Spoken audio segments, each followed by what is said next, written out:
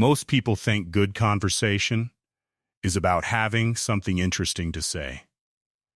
It isn't. The people who leave every room remembered are almost never the ones talking the most. They've simply learned a small set of psychological principles that make other people feel, for a few minutes, genuinely understood.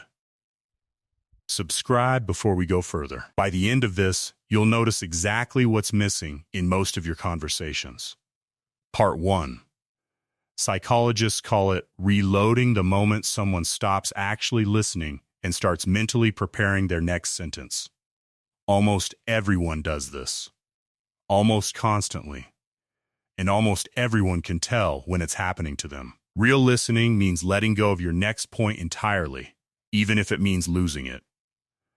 The people who master conversation have simply gotten comfortable with that small loss. Part 2.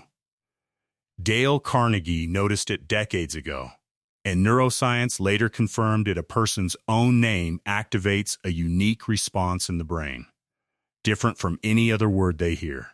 Using someone's name naturally in conversation, not excessively, just once or twice at the right moments, creates a subtle but real sense of being personally seen.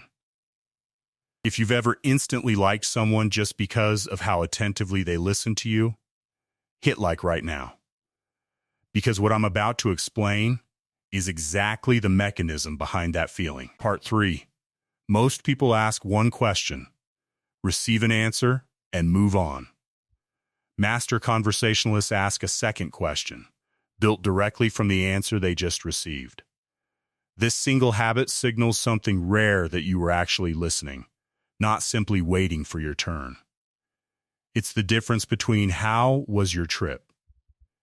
and, after hearing the answer, what surprised you most about it. Part 4. Psychological rapport is built, in large part, through subtle mirroring, matching someone's tone, pace, and energy level, not their words. A calm person doesn't want your excitement thrown back at them. An excited person doesn't want your calm.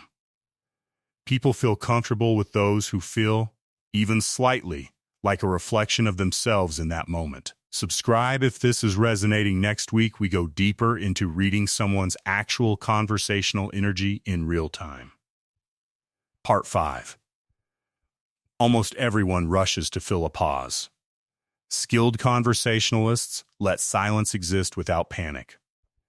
A short pause after someone shares something meaningful actually signals that you're taking it seriously, not scrambling for a response. The discomfort of silence is almost always worse for you than it is for them. Part 6.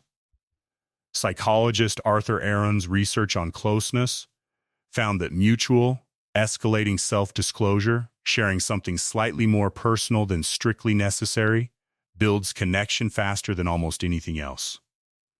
Not oversharing. Just one honest, slightly unguarded sentence, offered at the right moment, and most people will meet you there. If you've ever had a stranger become a real conversation within minutes, drop it in the comments. I guess this exact mechanism was at play. Part 7. The most memorable conversationalists are rarely the most charismatic people in the room.